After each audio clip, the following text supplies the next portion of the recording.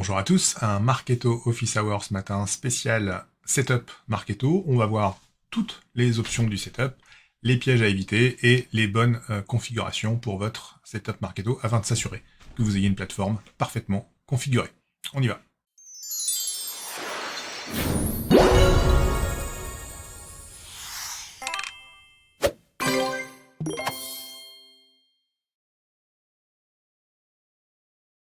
Donc bonjour à tous, on va faire une session dédiée sur le setup de Marketo et donc je vais prendre les éléments un par un dans l'ordre d'importance d'installation.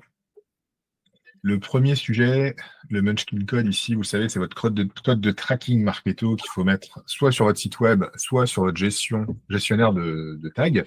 Moi, j'utilise Google Tag Manager, donc j'ai mis ce code dans un tag Google Tag Manager et il se déclenche effectivement quand la personne accepte les cookies. Alors c'est un peu plus fin que ça parce que moi j'ai mis mon plugin, mon cookie Marketo dans fonctionnel parce que je considère que c'est intrinsèque au site. D'autres peuvent décider de le mettre dans marketing, mais après c'est vous qui voyez. Deux petites choses sur le Munchkin Code. Ici, il faut absolument changer le ignore en support, parce que par défaut, quand votre instance est livrée, c'est ignore. Donc, c'est-à-dire que en fait, on ignore les demandes de do not track du browser. Donc, quand le visiteur souhaite ne pas être traqué et qu'il met ce paramètre dans son browser quand il est en navigation privée, donc Marketo peut ignorer ça. Donc, on est en Europe, on est censé respecter cette volonté. Et deux, sachez que pour des raisons de RGPD, il se peut que votre direction juridique vous demande de raccourcir le délai de conservation du cookie Marketo.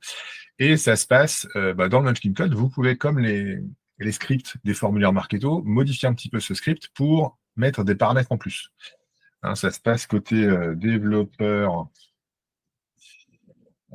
.marketo.com, que je ne sais jamais écrire, je ne sais jamais s'il y a 2P ou 2R. Bon, il va trouver, je pense. Voilà, ici, developers. Donc, developers.marketo.com. Et ici, dans la partie lead tracking Munchkin, vous avez celui-là, dans Munchkin Behavior, configuration settings, voilà. Ici, vous avez tout un tas de variables que vous pouvez ajouter dans le code.